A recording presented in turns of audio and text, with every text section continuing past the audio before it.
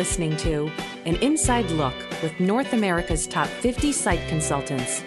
How do I land a big deal in my community? What are location consultants really looking for? Join us as we pull back the curtain and look inside the secrets of site selection with your hosts, Tim Tarrantine and Amanda Harrison. Welcome to An Inside Look, North America's top 50 site consultants. I'm Tim, here with my friend Amanda. And Amanda, as we celebrate these top 50 site consultants, you had an interesting conversation with Brad Migdal.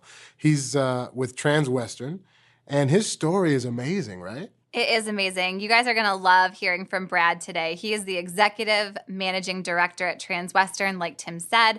He talks a lot in this interview about creativity and problem solving and how important it is for people on both sides of economic development to anticipate the other's needs. But you're really going to love how he got involved in the site consulting industry. He literally fell into the career, and I won't tell you any more than that because I just want you to hear the story from Brad himself. Enjoy. Brad, thank you so much for joining us today on the Top 50 podcast series. Our favorite question to ask at the very beginning that I will ask you as well and get us started is, what are 3 things that everyone should know about you? You know, 3 things are Ava, Chase, and Lila. They're my pride and joy. Ava is my 5-year-old, and Chase and Lila are my twin 2.5-year-olds. When I'm not on the road, I prefer to be at home, unplugged with them, watching truly what brings me the most joy in my life, my 3 beautiful children.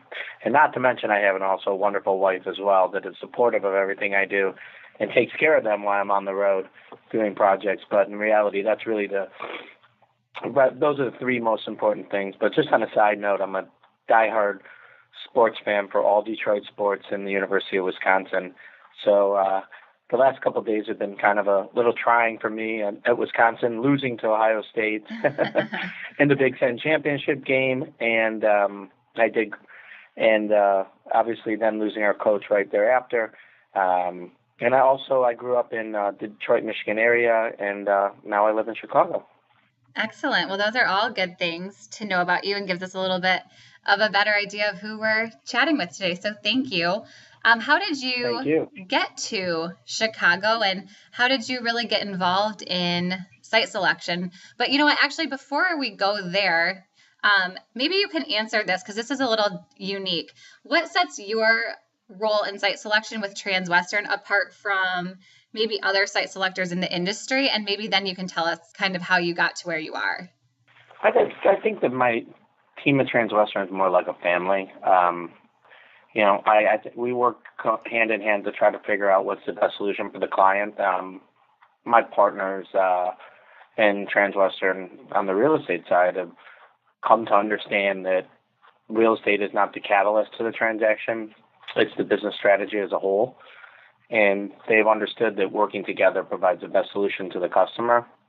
And being a professional service provider, we believe in providing more of quality service as opposed to just driving the transaction.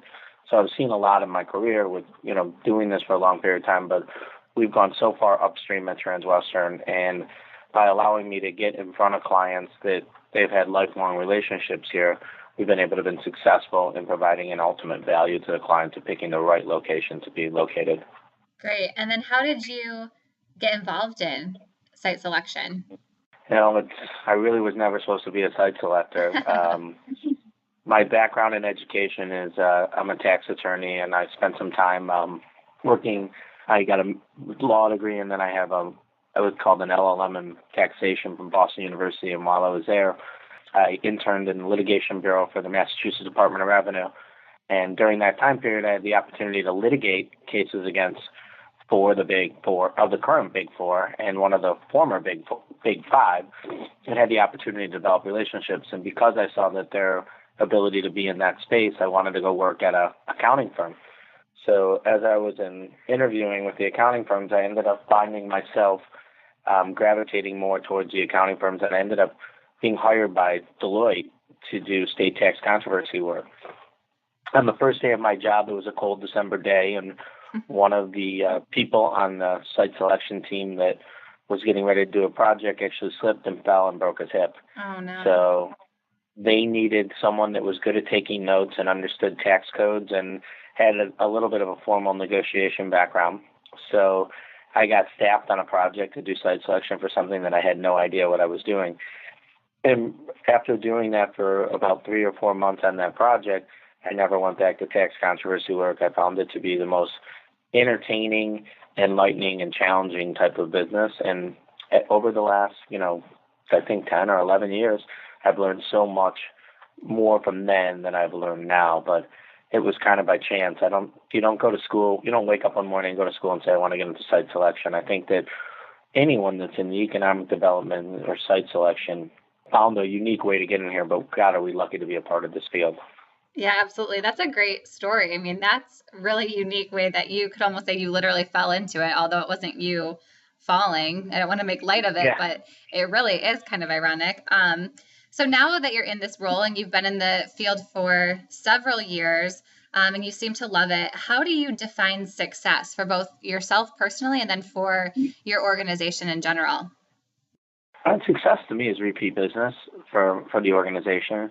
But for me personally is that still talking to clients that have done deals years and years ago and knowing that they're happy at their location and their locations are growing stronger. The greatest bit of success I think I have is when a client tells me, do you think you can help us assemble some land to the north of our property so we can expand on the site? We love nothing more than the community that you helped us select. I mean, to me, that's it.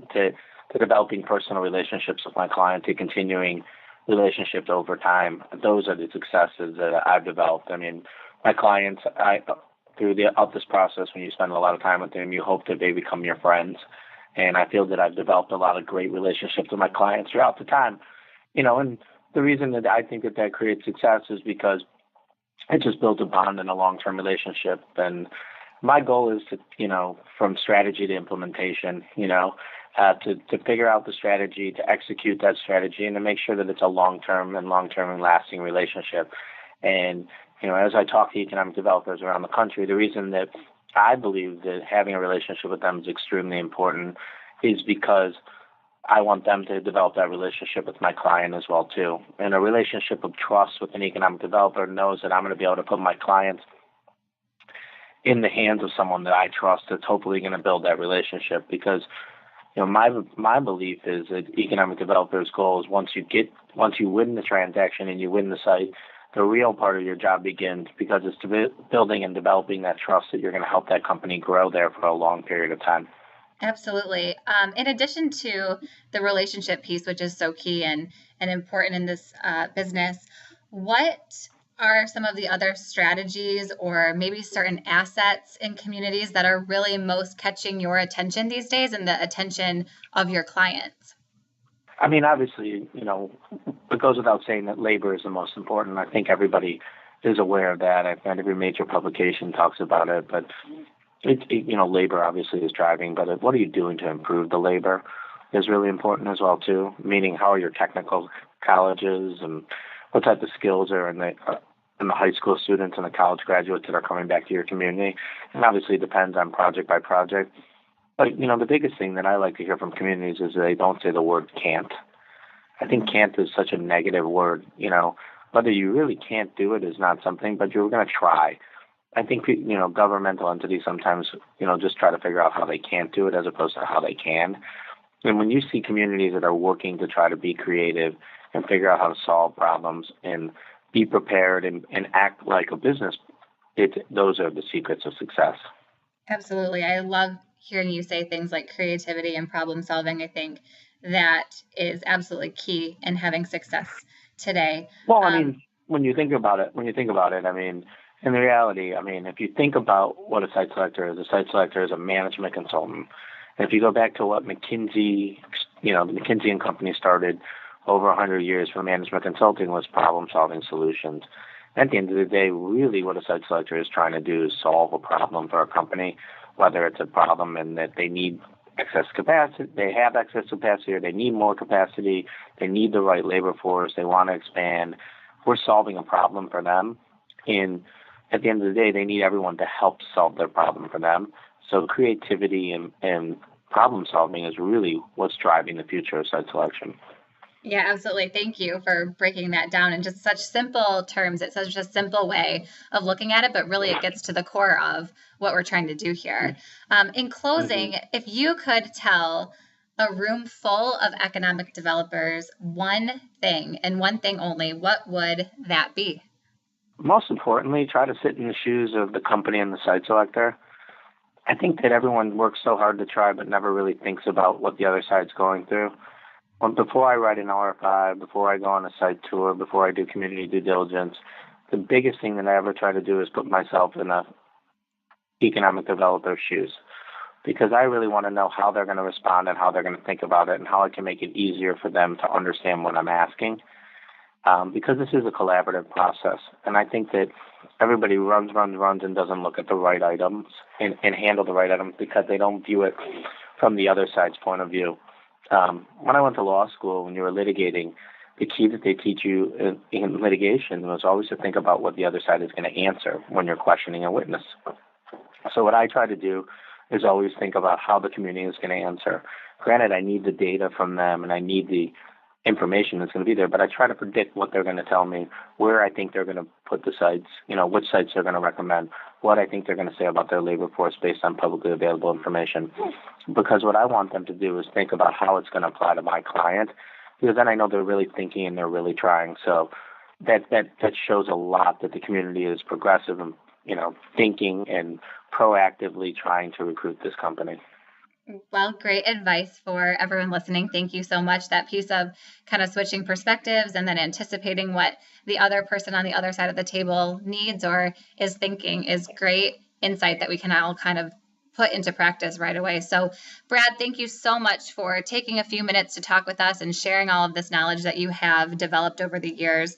But most importantly, thank you for being a part of North America's Top 50 Site Consultants. Thank you. I mean, it's an honor to be on that list. And, at the end of the day, all what I really want to do in my career is to promote education throughout the economic development environment and create a more collegial working environment. And anything of advice that I can share, I would love to share with the economic developers, and I would hope they would share their advice with me as well, too. Thank you for tuning in to North America's Top 50, produced by Consultant Connect, where we're working to bridge the gap between leading economic developers and location consultants. To learn more about what we do and how to get involved, please visit consultantconnect.com or tweet me at Ron Kitchens.